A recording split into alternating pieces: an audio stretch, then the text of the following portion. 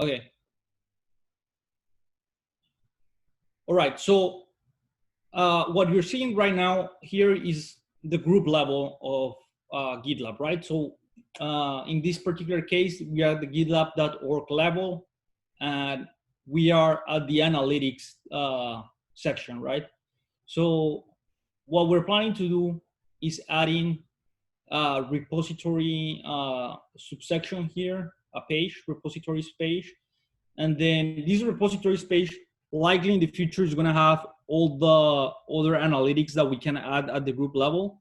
But we're gonna start with ours, which is test code coverage. And the thing, we have been talking about many things that we wanna do here. But essentially the most important thing here is seeing the overall activity of all your projects. So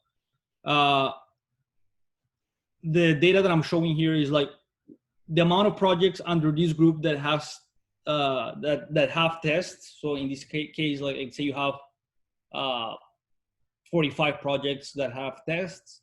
The average test coverage across all your projects. So basically what that means is that if you have 45 projects, each one has different coverage value. This is the average of all of them. And the total number of coverages. What that means is that each project can have multiple coverages. So sometimes like it can have like a coverage for JavaScript, a coverage for Ruby. So let's say like each project will have 2 or 3 coverages. So like here's showing that value, like that sum of the value. And then, would it make sense to like, what is the purpose with the total amount of coverages? Like, what kind of, like, what is the use case for knowing that number? Yeah, that's a great question. I think that now that I'm seeing it, I don't think it makes sense without. I don't think it makes sense with more context of against what is tracking. But the idea of seeing the total number of coverages is that that's another metric that will allow you to see how you're trending over time, right? So not only tests, but how many coverages do you have in general, right? So to answer your question, I don't think that by itself is super helpful, but for someone who knows this number by heart, if they see it trending up or trending down, then it has value and meaning. The problem right now is that the way that it shows, it's I don't think by itself means a lot, but you know, like for the MVC, it's likely gonna be like that. What I would love to see in the future is if you come here and you see it, like when you go and you see your stocks, like you know when you and it tells you like, oh, it's up or it's down, you know, like so coverages are up or down. So to answer your question, your original question, this is just another metric that it's useful for stakeholders to see how their testing is doing.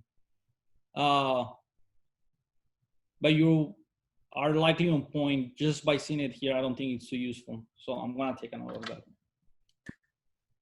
No problem. Yeah, I wrote it up in the document. Okay. Then the other thing that we want to show them is the graph of how things are trending. So this is the average test code coverage the last 30 days. This is not really the last 30 days. You can ignore the axis, but the whole idea here is that you can see how you trend over time. You know, so like you see like, oh, it's going down, down, down, and then it went up, up, up, up, and then yeah, this is kind of like a useful thing for stakeholders because they can justify their spending on certain areas, and like maybe their development practices are improving or are decreasing or declining. So that's one thing. Now, the interesting thing about this is it's this part, right? So here we have an empty state that says that you have to select projects to display data.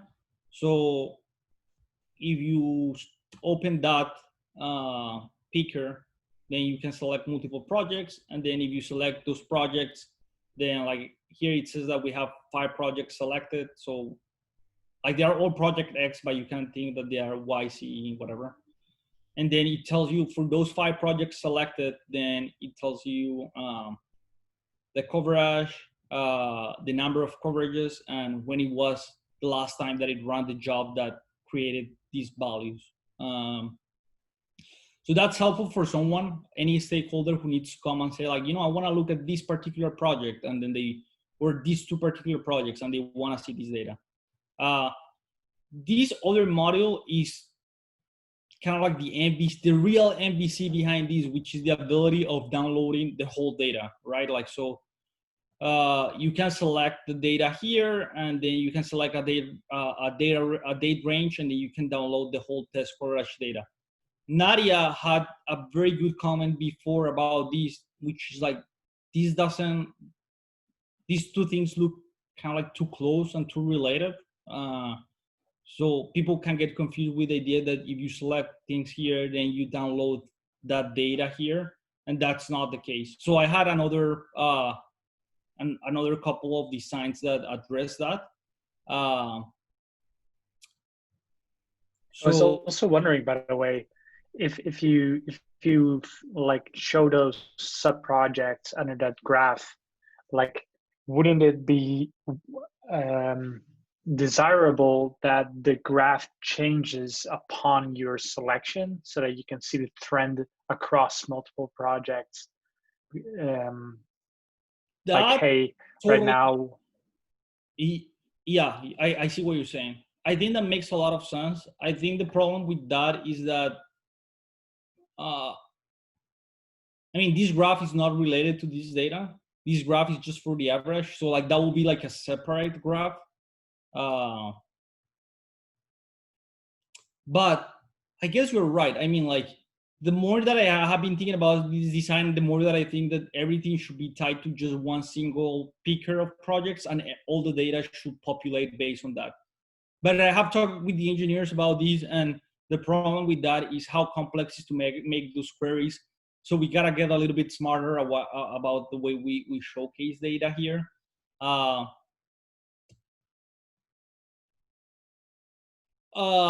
think I did another couple of explorations. So like this is another exploration where like the projects are here below, and then you download the test coverage data here. This one has kind of like an explanation of what you're getting from selecting here. I think what you're saying comes to the fact that like the data shown here, it's kind of like loosely put, and it's hard to like make it more I don't know, it's kind of hard to make it more specific to the type of tasks that you are doing here, so that the explorations are meant to do that. This is another exploration, like instead of like you see the average here, it's completely related to that. And then the next thing is that you see the quick summary, and you can download historic coverage data here, and then you select the projects, and then when you download these, then it downloads the data for those projects. But sorry, actually, that's not how I thought about it. So the way that I thought about this one is that you select the projects that you're seeing, and when you click on these, then a modal will show up, and then the projects that you selected here will be pre-populated here on these projects picker. And you can change that. You can select them all. You can change the date range, and then you can decide to download the test coverage data. So this one is kind of like a bait and switch a little bit, because I feel that people are gonna be like, hey, I'm gonna download these historic coverage data for these 5 projects. And when they click it, they think that it's gonna download, but it's gonna take them to this extra step where they can decide to change the range, or they can decide to like add more projects. This is my favorite, right? Like this is the one that I think that really ties things together well. And to your previous point, I think in this one, the graph looks more separate from the rest of the design. I don't know what you think about that. Do you still think that like if I does it still give you the idea that if I select projects, the graph is going to update in this one? I'm gonna be honest. I think Yeah. so. Yes. No, that's perfect feedback. I think thanks for letting Interesting. me know that. Like, if it's funny, you know, when you mentioned this, Dimitri, I see why it makes sense, but I didn't have that first association when I was looking into that. So it's interesting to hear perspectives. No, that's great feedback. You know, I'll give you the what gives you, because I can see it from both sides, right? Like, hey, we got the little header there that is like an H3 instead of an H2, where the test coverage is H2, the latest test coverage data summary is like H3, kind of like a news section. Yeah. However, then you have the selection and you got the download historic coverage data button, which kind of feels like, all right, we're looking at the graph. These are projects that are selected. Then on the right side, like you can download it all. You're right. Yeah, like, and like it somehow gives a hint of that, at least from my personal opinion. There, it's no, you're right. Subjective, yes. And that's why I wanted to show these. I think that you are on point. I'm gonna explore more how to make these two things break them apart better visually, so it doesn't give that idea, because that's definitely not what's going on. I mean, this is just the overall activity. This is just like an average. And then the thing below is like your module where you go and you download your data and you see your data. So did you put that in the notes? Sorry, I will do. I'm so horrible. It's like I'm having so many meetings after another right now, and my note-taking thing broke. No, if you can add just the notes so I don't forget about it, that'll be amazing, because I think that's super on point feedback. You're like way ahead long in the day and you're still keeping up. How do you do that? Seriously? I mean, it was part of the first point, but I'll make another point. Even with the changed UI, there is still the hint that the lower table might influence the upper graph. All right, and I'm gonna share this with James, because maybe he also has thoughts about updating the graph based on the projects. I actually think that makes sense, you know, now that, because your initial comment was it will be cool if the graph updates based on the projects that you have selected. So that kind of makes sense to me, you know, like showing. So I don't know, I'm gonna socialize those thoughts with James and the team to see where we land on that. But I think that's good feedback. What do you guys think about this pattern? So like, forget a minute about the graph and this part. You are a customer who needs to download data from your group, test coverage data from your group.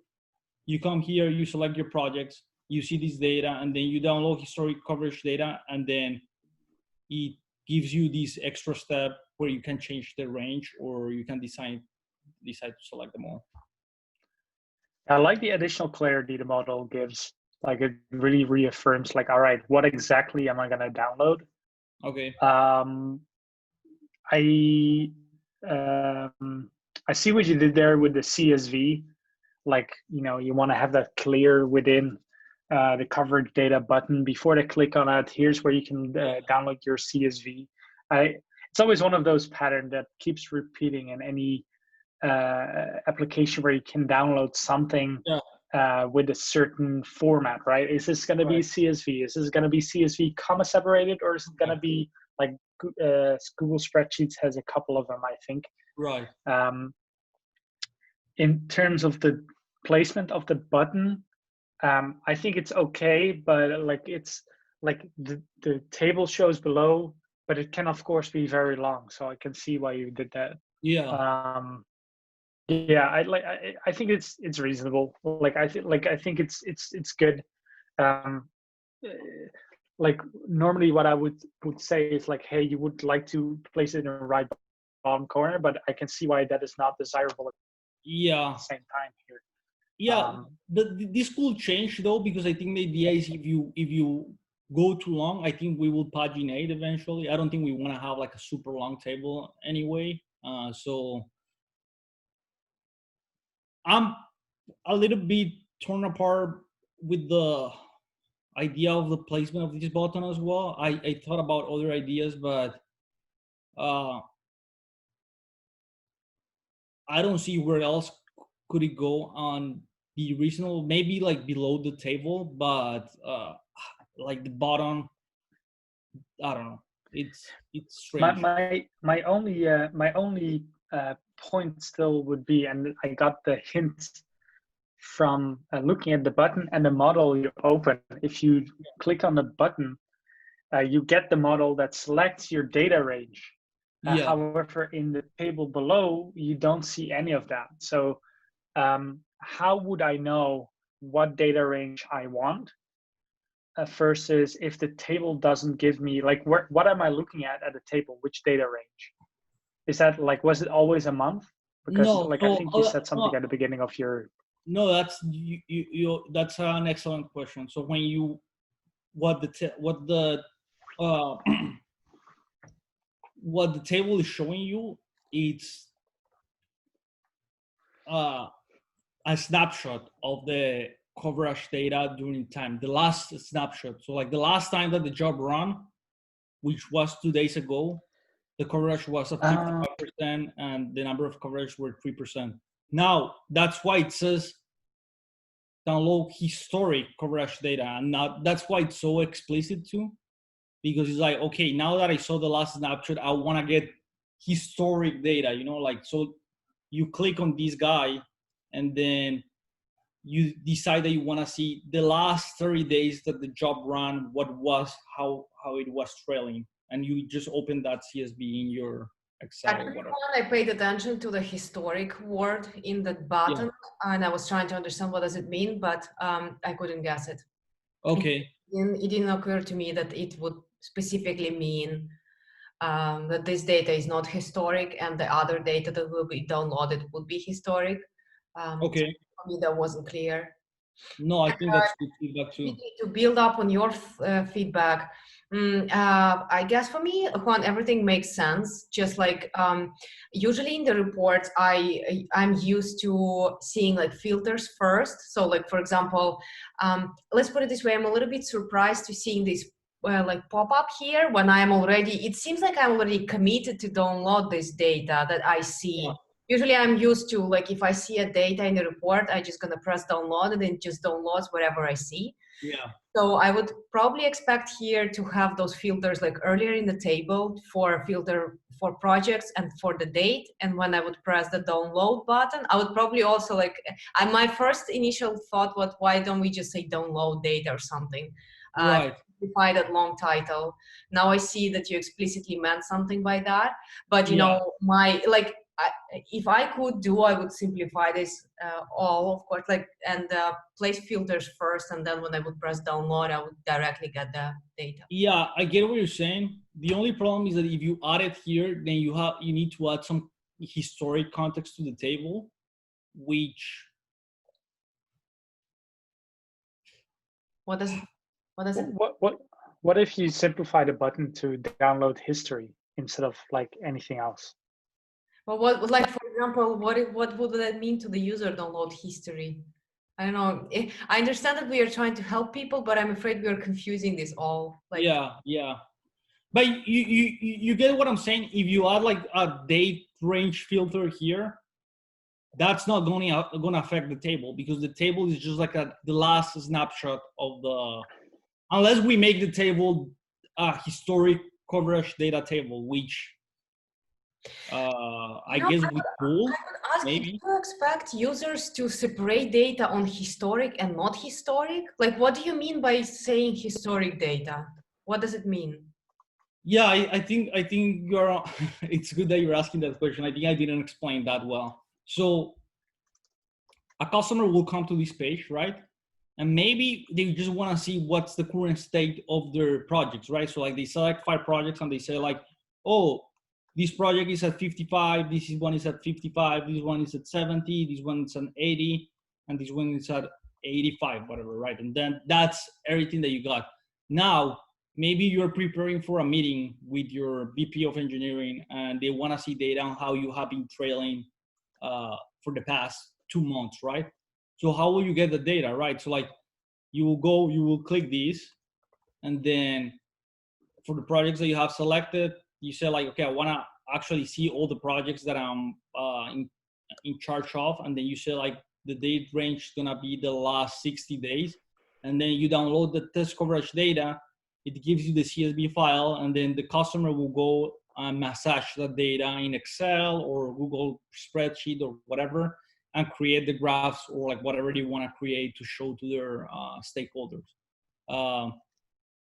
That's the goal. So like there's definitely a difference between historic and non-historic, because when you're seeing non-historic, you're just like seeing the values. This is just like a summary of the values as they exist right now, the last time that the job ran. Does that make sense? What I just said? Does that make sense to you? Maybe I'm lacking information, you know, like a little bit on these projects in general. Does this make sense? Yeah, like I think I see what Juan's getting at. I also see the point of, you know, when is which used. I can see the table below is snapshot. I understand that.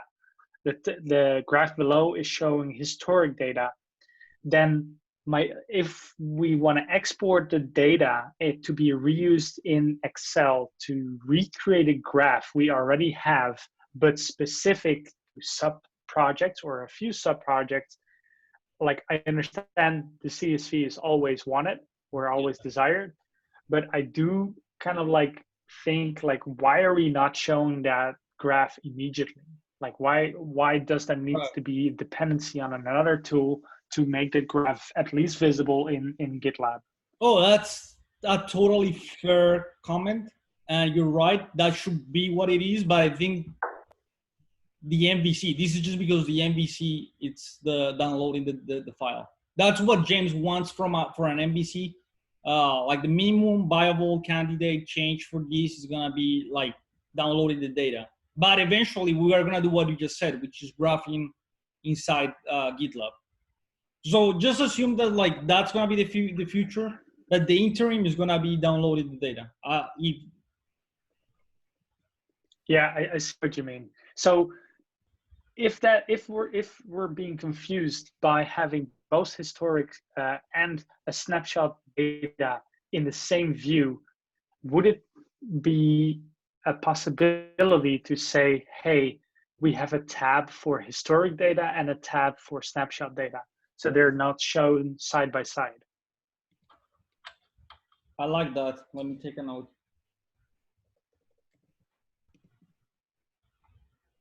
I think that would I think it's a as well to kind of like, yeah, separate those. But I mean, it's an information hierarchy problem. I think that is the thing here. Here's one interesting thing. So you remember like that I showed the first design and like we said like maybe that's not too sound. Like now when you go back, it kind of start making sense, right? Like the idea of having this thing as its own, like this is its own widget.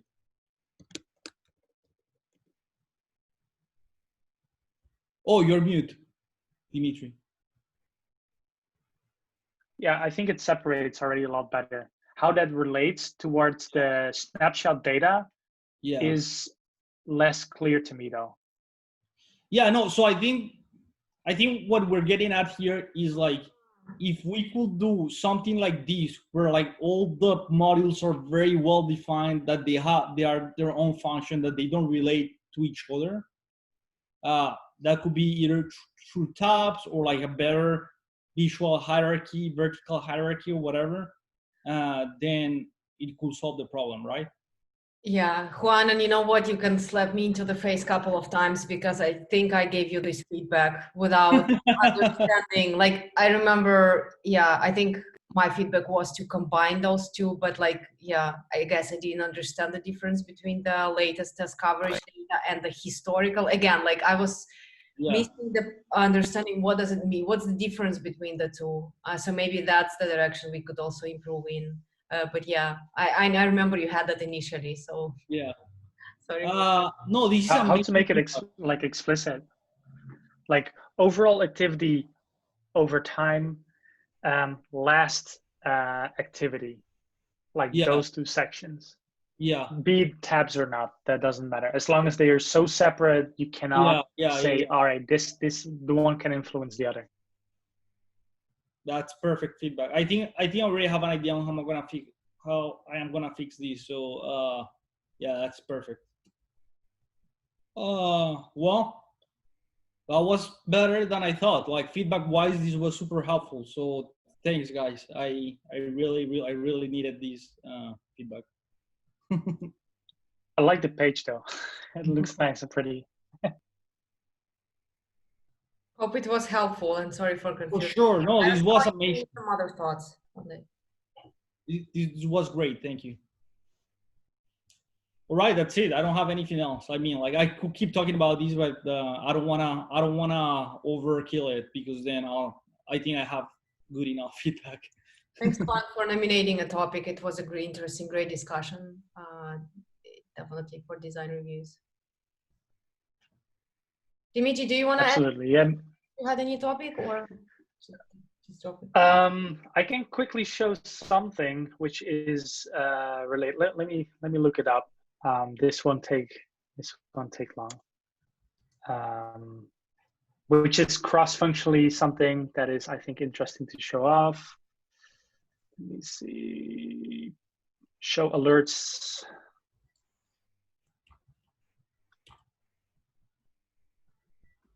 Let me go to the Figma document.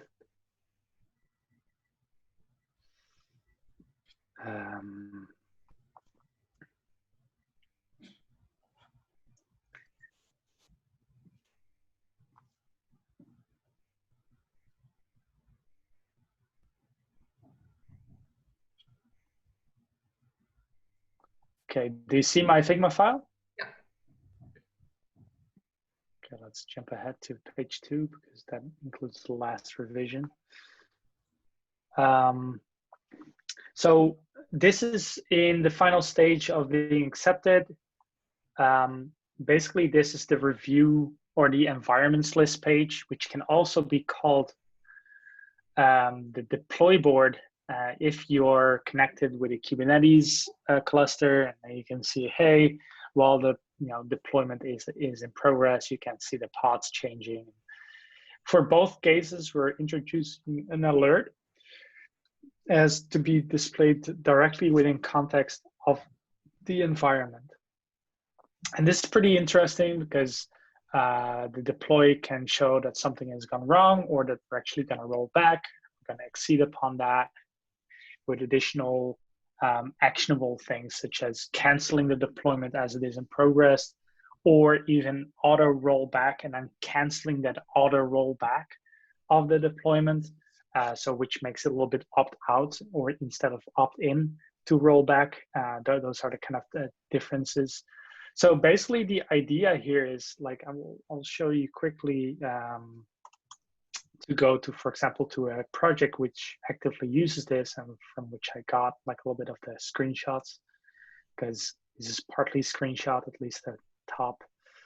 Like the design system is a really nice example. It's a live project, but it also depends on Auto DevOps, which makes it so that it has a lot of these things pre-installed and makes pretty good use of it. So this is the current deploy board or environments list with Kubernetes active. And as you can see, this is like missing a lot of like it hasn't been touched in a long time UI wise. Things have just been added. It's like not ideal to see what's going on.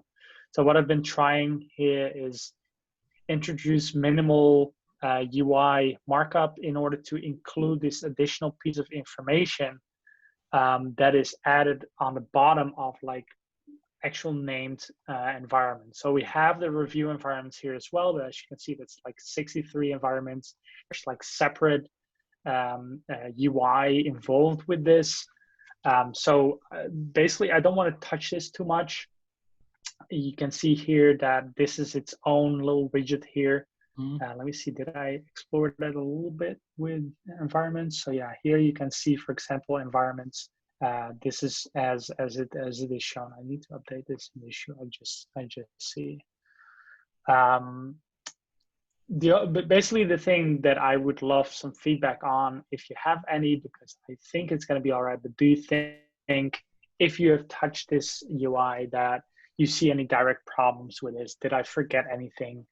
Might this touch something else which is currently in progress in a different stage group that touches the same UI? That would be very welcome. The other side is, like, I think the changes I made UI wise, apart from adding this, but mainly updating the rest to be able to better be able to fit this new information into it. I think I kept it as minimal as possible, so that UI wise it won't be like a lot of hassle to implement that. Again, from this to this.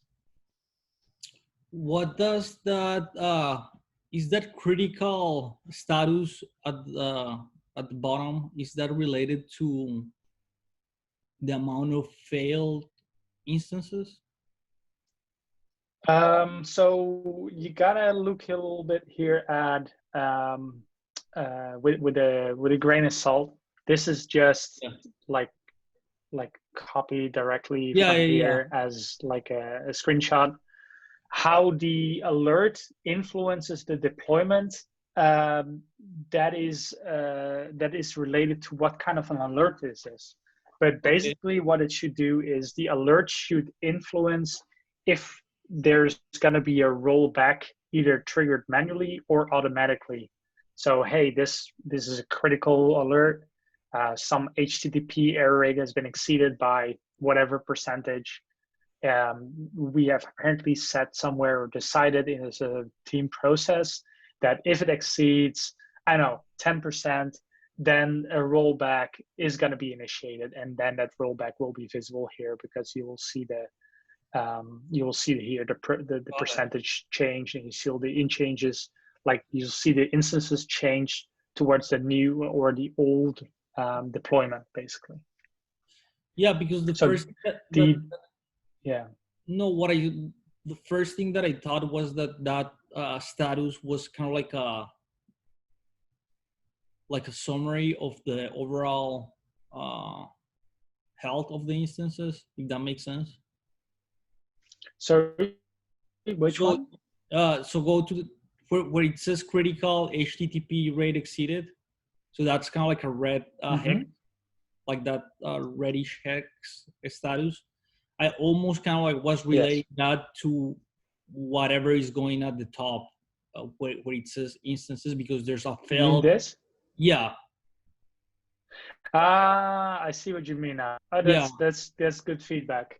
So the alerts have pre-configured icons with pre-configured colors. Okay. And I've included that icon, which can change to a different color and a different shape based on what kind of like an error or alert it is. Got it. I see why you like color-wise make the connection.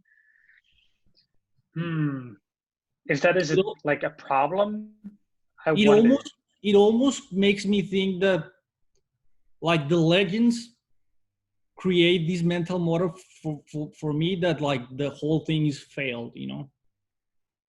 Does that make sense? What I'm saying? Like the whole environment failed. That's what I get from seeing the color match. So like where this alert comes from is from post-deployment monitoring, right?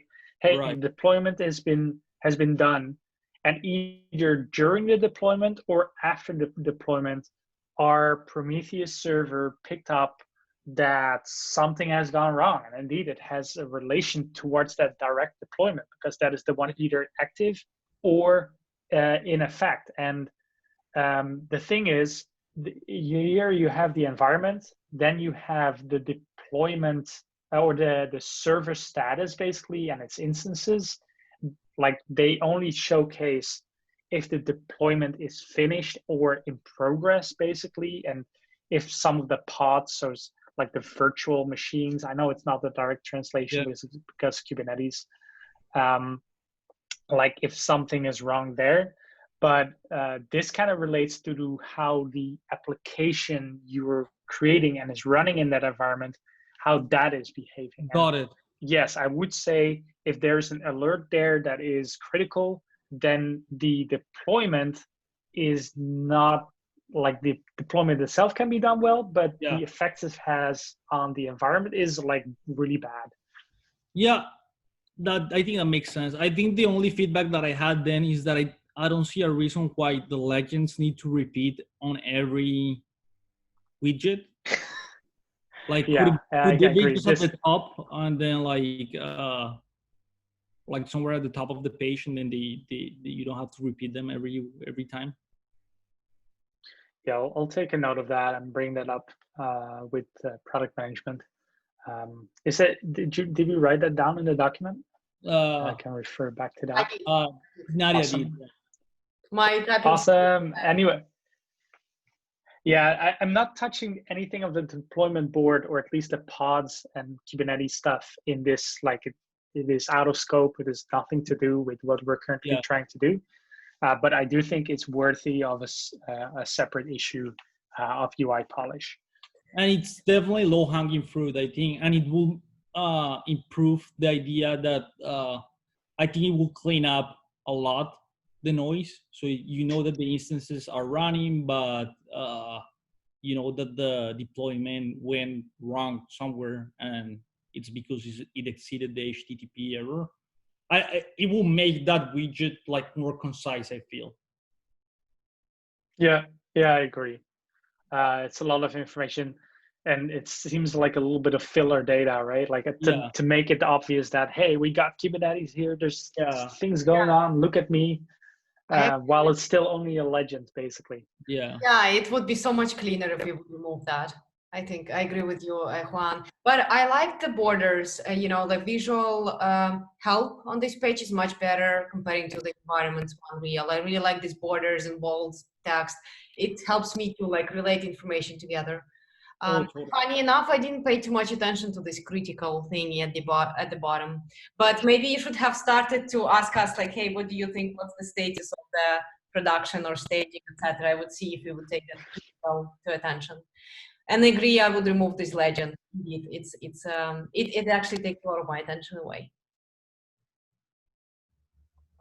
I'll open up an issue. Thanks for that. But yeah, that would have been a good question in the beginning.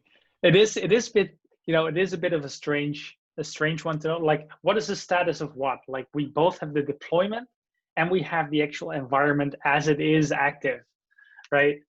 And those two things are now displayed in separate sections. And but yeah, like next time I'll take that into mind. All right, guys. Yeah, that was it for this one. Oh, sorry. I have to run. Wanna go to the Think Big that's happening in the release. Thanks both of you for bringing such visual items. I really like looking into those. Yeah. Sure. What Think Big is happening? It's a release management. I want to attend for the first time and see what they're happening. I'm already like 18 minutes, but still want to jump in and see how is that happening there. Thanks for the feedback. It was super helpful. I'm also going to jump into another meeting, but I really appreciate the feedback. I love these sessions. Thanks, guys. Thank you both. Bye-bye. Bye.